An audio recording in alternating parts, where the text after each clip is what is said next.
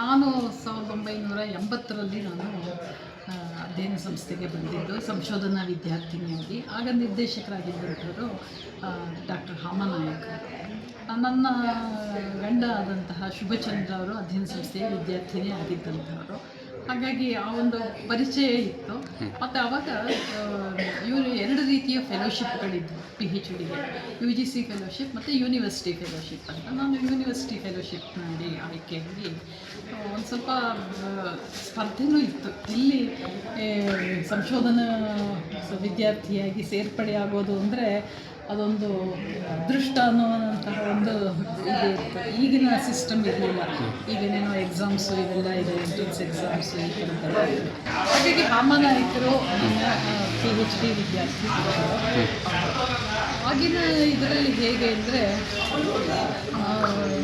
CPK ಅವರು, Venkatachala ಶಾಸ್ತ್ರಿಯವರು, ಚೆನ್ನೈನವರು, GH ನಾಯಕರವರು, ಹೀಗೆ ಎಲ್ಲರ ಇಲ್ಲೇ ನಾನು PhDಯನ್ನು ಮಾಡ್ತಾ ಇದ್ದಂಥ ಸಂದರ್ಭದಲ್ಲಿ ಎಲ್ಲರ ಒಡನಾಟಗಳು ನನಗೆ ನನ್ನ ಬೌದ್ಧಿಕ ಕ್ಷಿತಿಜದ ಒಂದು ವಿಸ್ತಾರವನ್ನು ಕಲ್ಪಿಸಿಕೊಟ್ಟು ಅವರೆಲ್ಲರೂ ನನಗೆ ಗುರು ಸಮಾನರೇ. ಗೈಡ ಹಾಮನಾಯಕರಾಗಿದ್ದರೂ ಕೂಡ ನೇರ ನಾನು ಕನ್ನಡ MA ವಿದ್ಯಾರ್ಥಿ ಆಗಿಲ್ಲದೆ ಇದ್ದರು. ನಾನು ಬೆಂಗಳೂರು ವಿಶ್ವವಿದ್ಯಾಲಯದಲ್ಲಿ ಕನ್ನಡ MA ಮಾಡಿದ್ದೆ.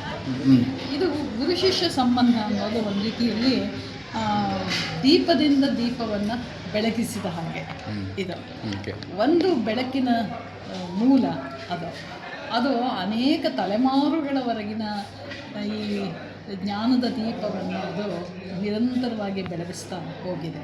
ಇಲ್ಲಿ ಗುರುಗಳು, ಶಿಷ್ಯರು, ಪ್ರಶಿಷ್ಯರು, ಹೀಗೆ ಈ ಪರಂಪರೆ ಇರುವಂಥದ್ದು. ಯಾಕೆಂದರೆ ಇಲ್ಲಿ ನಾವು ಕುಟುಂಬ ಅಂದಾಗ ಅಲ್ಲಿ ನಮ್ಮ ರಕ್ತ ಸಂಬಂಧದ ಸದಸ್ಯರು ಇರ್ತಾರೆ.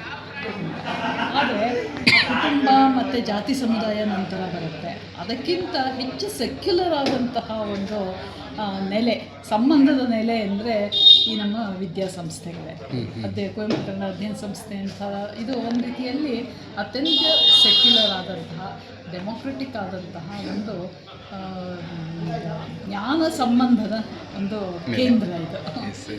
ಇಲ್ಲಿ ಗುರುಗಳು ಶಿಷ್ಯರ ಸಂಬಂಧ ಇದೆ.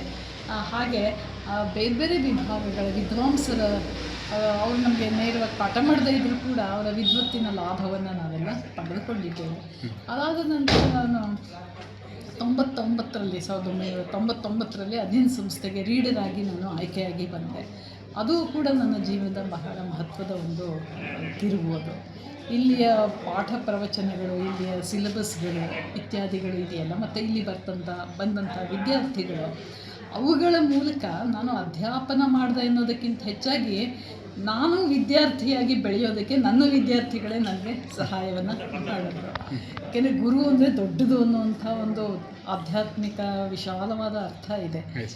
ಹಾಗಾಗಿ ಇಲ್ಲಿ ಎಷ್ಟೋ ಸಂದರ್ಭದಲ್ಲಿ ಗುರು ಮತ್ತು ಶಿಷ್ಯರು ಅನ್ನುವ ಸಂಬಂಧದ ಗೆರೆ, ಸಾಂಪ್ರದಾಯಿಕ ಸಂಬಂಧದ ಗೆರೆ ಅಳಿಸಿ ಹೋಗುವ ನಿಟ್ಟಿನಲ್ಲಿ ಇಲ್ಲಿಯ ವಾತಾವರಣ